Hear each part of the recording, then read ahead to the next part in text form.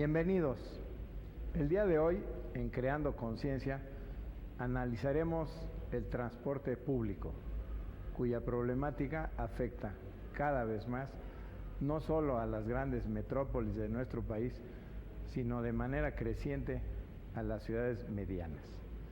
La excesiva centralización nacional y el rápido y caótico crecimiento de la zona metropolitana del Valle de México, debido a la alta migración y la ineptitud gubernamental, incapaz de planificar el desarrollo y satisfacer adecuadamente los requerimientos de vivienda, servicios y transporte, llevaron a la Ciudad de México a ser considerada por las Naciones Unidas en 1992 como la metrópoli más contaminada del planeta.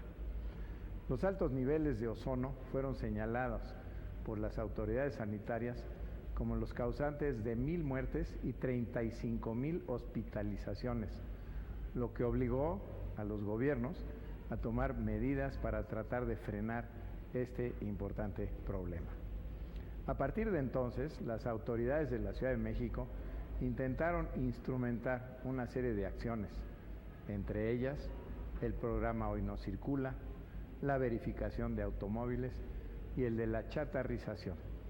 Si bien es cierto que la eficacia en la aplicación de esos programas ha sido cuestionada, en parte debido a la corrupción que se suscitó para evadir su cumplimiento, se han alcanzado ciertos logros, como la disminución de los niveles de plomo, monóxido de carbono y otros contaminantes. Sin embargo, de acuerdo con Humberto Bravo, del Centro de Ciencias de la Atmósfera de la UNAM, citado por el Washington Post, aun cuando el ozono se redujo 75%, sus altos niveles, que no debieran registrarse ni siquiera 1 hora por año, se presentan en nuestra ciudad durante 530 horas al año, lo que rebasa con mucho los estándares internacionales. Ello se explica en parte por el desmesurado crecimiento del parque vehicular, que alcanza ya los 4.2 millones de automotores y que, de acuerdo con el Programa de Calidad del Aire 2002-2010, requiere de más de 4.5 millones de litros de diésel, 18 millones de litros de gasolina y 700,000 litros de gas licuado de petróleo diariamente.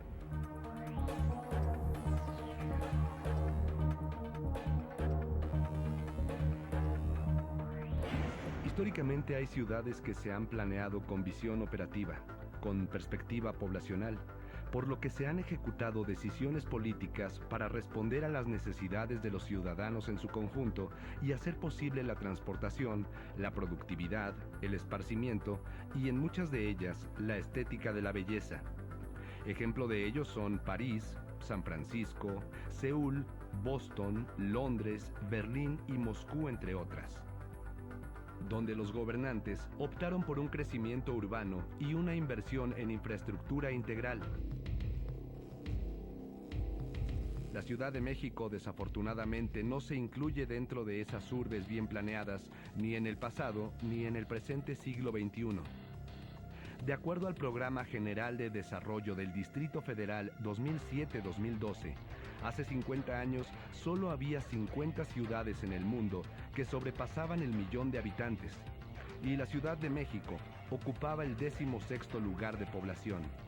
Desde los años 70 se mantiene entre las 10 principales concentraciones humanas del mundo, con más de 8 millones de habitantes. Se estima que el Distrito Federal tiene una población un poco mayor a la que contienen 3 o 4 países de Europa.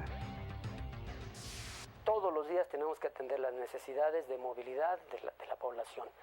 Se estima de alrededor de 25 millones de viajes al día que se realizan en toda la área metropolitana actualmente. Hay quienes dicen que son muchos menos. La población de la zona metropolitana del Valle de México suma un conglomerado urbano de más de 19 millones de habitantes, una de las 3 mayores concentraciones humanas del mundo, generadora de una elevada demanda de bienes y servicios que provoca cambios ecológicos, entre otros, que trascienden con mucho sus fronteras administrativas.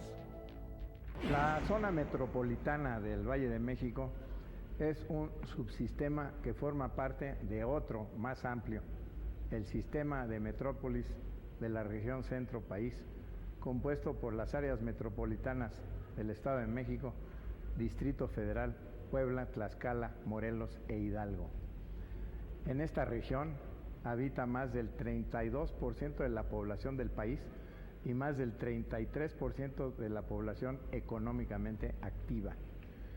En el sistema de metrópolis de la región centro-país se genera más del 40% del Producto Interno Bruto y se ubica el 37% de las empresas.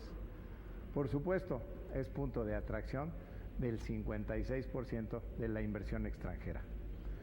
El análisis de la información demográfica de la zona metropolitana del Valle de México a partir de sus dos mayores componentes, el Distrito Federal y los municipios conurbados, muestra que mientras la capital del país no ha crecido desde la década de los 80, la zona aledaña lo hizo a tasas promedio anuales de 4.2% para la década de los 80, 3% en la de los 90 y 1.3% en el primer quinquenio del nuevo milenio. El problema se ha ido volviendo caótico y casi inmanejable, precisamente por la falta de planeación urbana y más que falta de planeación, falta de aplicación. Ha habido algunas muy buenas disposiciones, ha habido muy buenas intenciones, pero en la práctica hoy en día tenemos, por ejemplo, una ciudad que es una ciudad enana. ¿Qué implica que tengamos, que no tengamos una alta densidad de población en algunas zonas? Bueno, pues que esto implica recorridos más largos. Además, si tomamos en cuenta que el transporte subsidiado le manda una señal errónea a los usuarios, porque pueden pagar poco de transporte, aparentemente como parte de su salario, e irse a zonas más alejadas. ¿Por qué? Porque no siente realmente el costo del transporte. En ese sentido, el subsidio puede estar mandando una señal, como dicen los economistas, una señal incorrecta. Con una concentración tal en la región centro-país, lo que se esperaría es que las políticas públicas estuvieran coordinadas entre los estados que la forman, en cuanto a flujo poblacional, diseño de vialidades que faciliten la transportación, operatividad de tales vías y estudio de los costos por trayecto, políticas de seguridad para los traslados, así como diseño para una transportación sustentable. Sin embargo, la competencia política y económica entre lo nacional, regional y municipal se han constituido en un importante obstáculo para lograr objetivos comunes. Algunos de los problemas relacionados con el transporte son el desarrollo anárquico de muchas ciudades por el crecimiento de la actividad económica y la nula planeación, el encarecimiento del suelo que obliga a buena parte de la población a vivir cada vez más lejos de su lugar de trabajo y el aumento de la contaminación atmosférica. Indicadores internacionales revelan que el sector transporte es el responsable del 13% a nivel mundial de las emisiones de gases de efecto invernadero y del 23% de las emisiones de CO2 relacionadas al consumo de energía. El panorama es desolador.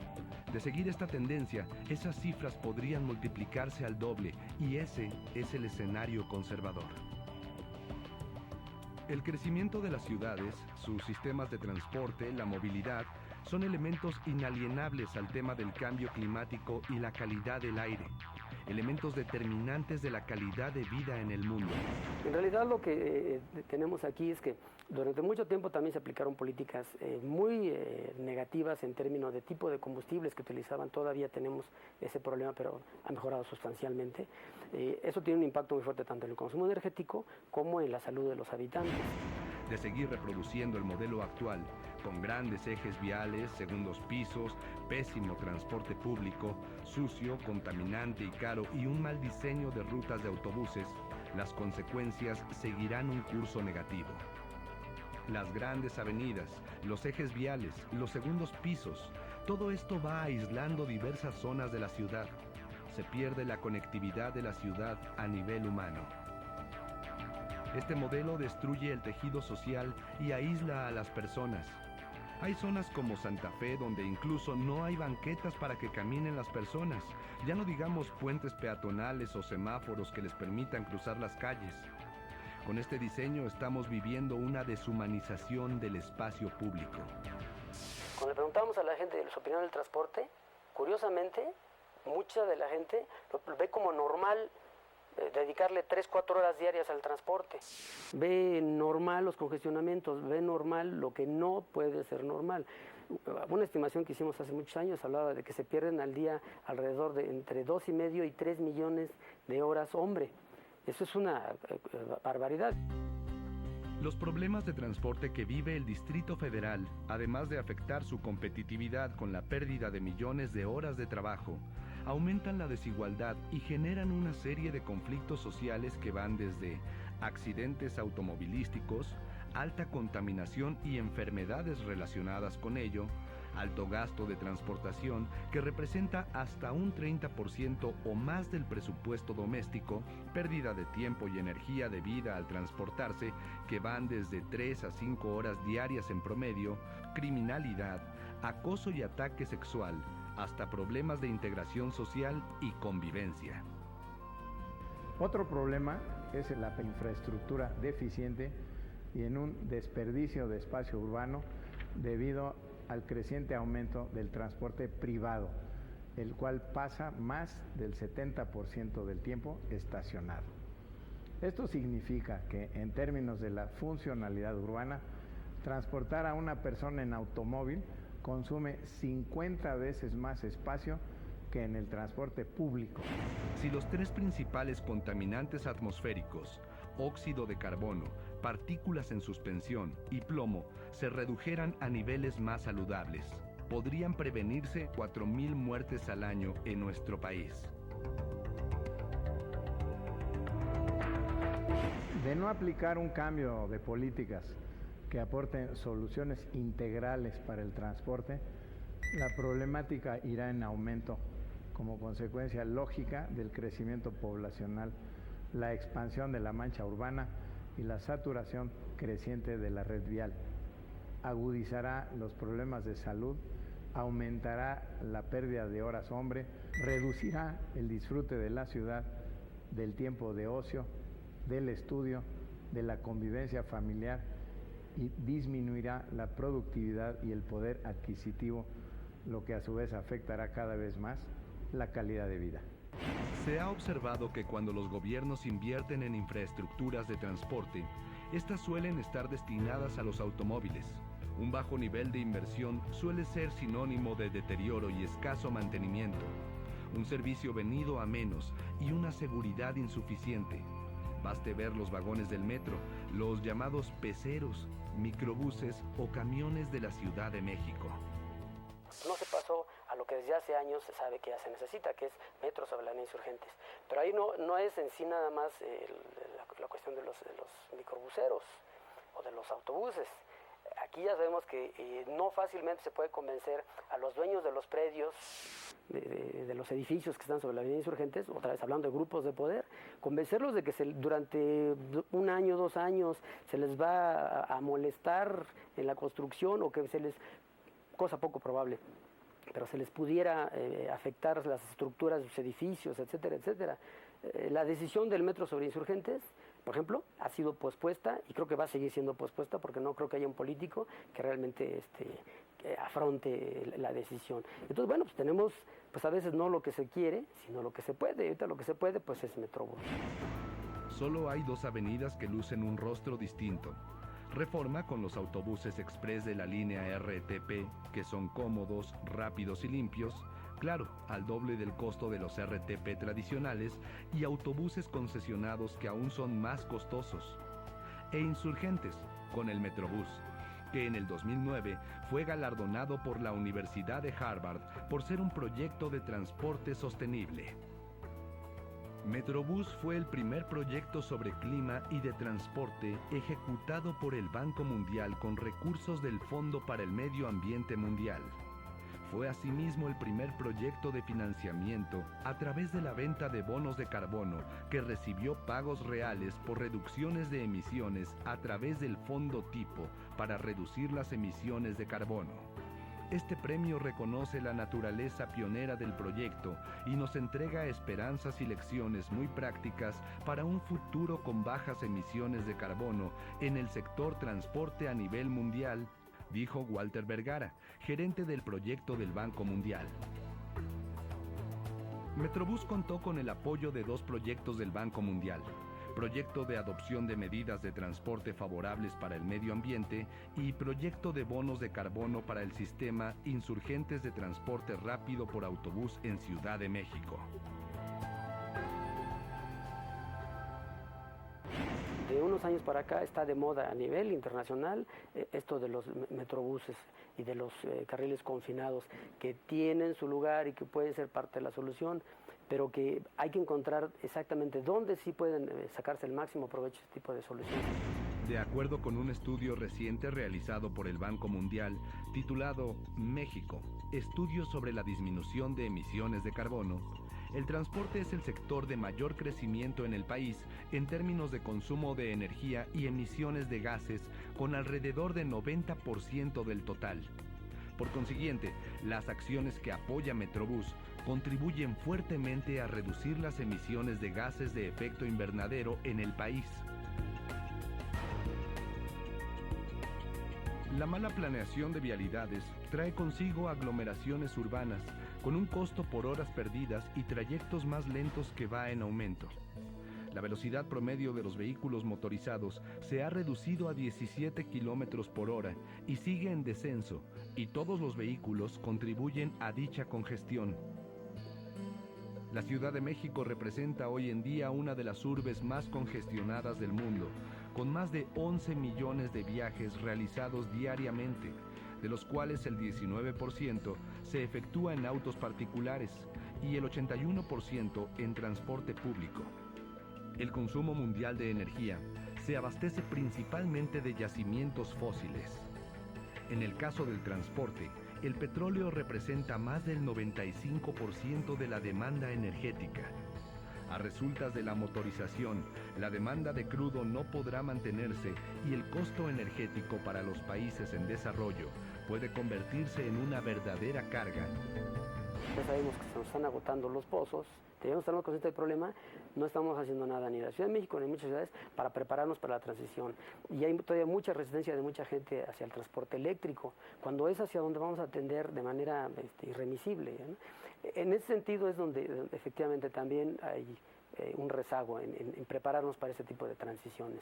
Y eso es un imperativo de falta de planificación. El crecimiento urbano descontrolado y el uso de vehículos incentivan la emisión de gases de efecto invernadero, contrarrestando los esfuerzos por limitar el cambio climático. Nuestro país contribuye con alrededor del 1.5% de las emisiones mundiales de gases de efecto invernadero y se ubica en el 13º lugar de los países que emiten más dióxido de carbono a la atmósfera. La zona metropolitana del Valle de México contribuye con un 11% del total nacional. En el Distrito Federal y su área conurbada, la demanda de infraestructura vial peatonal y de transporte público es una de las más amplias y crece cada vez más. La red vial resulta insuficiente, se carece de sistemas modernos de control de tráfico para ordenar la circulación de más de 4.2 millones de vehículos y el reglamento de tránsito rara vez se cumple por parte de los automovilistas, transportistas, taxistas, ciclistas, concesionarios y transeúntes, sin olvidar a la propia autoridad que está siempre ausente. Ningún área metropolitana puede funcionar eficazmente sin transporte público. Esta es la piedra angular de la movilidad urbana sustentable, en la que el transporte individual solo debe ser complementario. En nuestro país esto es a la inversa. Se debe entender que quienes formamos parte de la zona metropolitana del Valle de México y de otras urbes debemos procurar la sustentabilidad no solo de nuestras metrópolis, sino también de todo el país y del planeta, ya que en materia de medio ambiente las fronteras son inexistentes. La realidad del transporte en la Ciudad de México, según lo reporta el gobierno del Distrito Federal, estima que del total de viajes generados, el 19% ocurre en autos particulares y el 81% en transporte público, el cual está estructurado a partir de 11 líneas del metro con una longitud total de 202 kilómetros, 175 estaciones y 354 trenes. Además prestan este servicio otros organismos públicos del gobierno del Distrito Federal, la red de transporte público de pasajeros que opera con 1.400 autobuses, el servicio de transportes eléctricos con 327 trolebuses, 15 unidades del tren ligero y 97 autobuses articulados del Metrobús para cubrir el 30% de las necesidades. Hay formas mucho más baratas de producir la electricidad, pero la comparación que hace la gente que defiende el Metrobús, cuando hemos dicho, ¿por qué no metieron tranvías eléctricos? Dicen, no, son lentos. Nos quedamos con la idea de los tranvías de los años 30, 40. No, hay tranvías, en Europa hay los tranvías rapidísimos, eficientes, buenos. ¿Por qué no se metieron tranvías? Otra vez, está el negocio de Volvo que presiona mucho para vender sus autobuses. Y tiene sus personeros en el gobierno, por supuesto, ¿no? Entonces, la idea de electrificar, al propio Ebrard, pues lo durmieron con eso, de que no, hombre, es carísimo la energía eléctrica. Y le muestran, ve lo que cuesta aquí en México, lo que cuesta con tecnologías obsoletas. Igualmente operan 106 organizaciones, 9 empresas de transporte concesionado de ruta fija, con una oferta de más de 30,000 unidades y 108,000 taxis aproximadamente, que atienden el 70% de la demanda. En realidad, aquí podemos hablar de que la variable que hay detrás de todo esto es algo que se conoce como rezago. Hay un rezago administrativo, es decir, todavía tenemos una organización de empresarios que todavía muchos de ellos se manejan por la cuenta. Es decir, la gran mayoría de los viajes se atienden por medio de los microbuses y su organización es una organización artesanal, que es el hombre camión, que él es el hombre mecánico, él es el administrador, él es el chofer. Todavía tenemos mucha de esta figura o de que arriendan las unidades. Para desplazarse a sus respectivas actividades, los ciudadanos utilizan como principales medios de transporte el minibús y los peceros, en los cuales se transportan 11.9 millones de pasajeros en días laborables, lo que equivale a un 54.6%. Por otra parte, el sistema de transporte colectivo, Metro, en el cual se desplazan 4.5 millones de usuarios, cubre al 20.6%. El deterioro y la obsolescencia de una parte importante de la infraestructura del metro, así como el rezago acumulado de los programas de mantenimiento preventivo y correctivo, hacen urgente la atención a este medio de transporte que debió ser prioritario expandir antes de construir segundos pisos y puentes vehiculares de alta velocidad. Y que si no los hacemos masivos, si realmente no le facilitamos en ese sentido a la población al atender su movilidad, pues no podemos hablar que hay un sistema de transporte integral, porque ese sería el otro punto. El sistema de transporte no es integral si no atiende toda la demanda. La construcción de vialidades ha dado lugar a una configuración urbana donde los vehículos y no las personas han jugado el rol principal. A pesar de que solo 2 de cada 10 personas tienen auto, el 80% del espacio urbano es ocupado por los automóviles.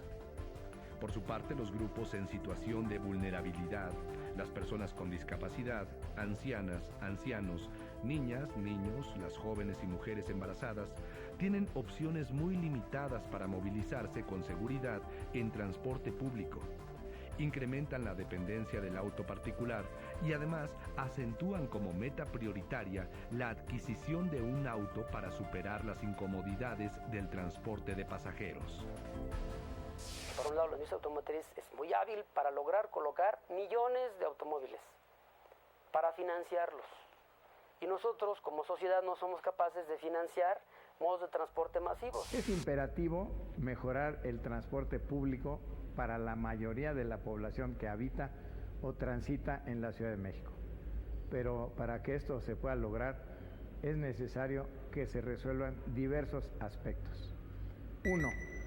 Eliminar en su totalidad a los microbuses, que son una verdadera plaga y que ofrecen el peor de los servicios de transporte, y sustituirlo por un transporte público digno y eficaz. Número 2. Planear el transporte con base en las necesidades urbanas más que en las de grupos de poder. 3. Mejorar las rutas de comunicación y enlace entre los diversos servicios de transporte: metro, tren ligero, metrobús, trolebús, tren suburbano, minibuses, taxis, bicitaxis y bicicletas. Número 4. Establecer horarios para las distintas rutas a fin de que el usuario pueda planear sus recorridos. Número 5. Garantizar la seguridad vial y la del usuario en el transporte público, considerando a todo el espectro de usuarios.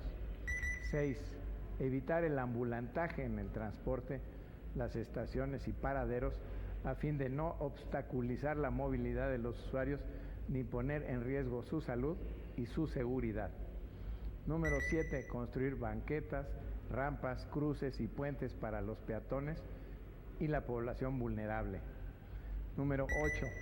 Construir rutas adecuadas y áreas para estacionar bicicletas y no restringirlas a un sector determinado de colonias y de usuarios.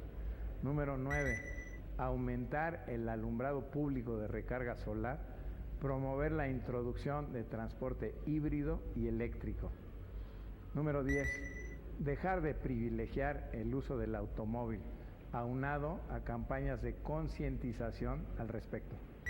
Como ciudadanos debemos participar y exigir a las autoridades no un subsidio al transporte con el que se ha pretendido escamotearnos la calidad y eficiencia del mismo, sino un servicio de transporte seguro, puntual, limpio y bien planificado que nos permita ser más productivos y con ello garantizar mejores estándares de vida.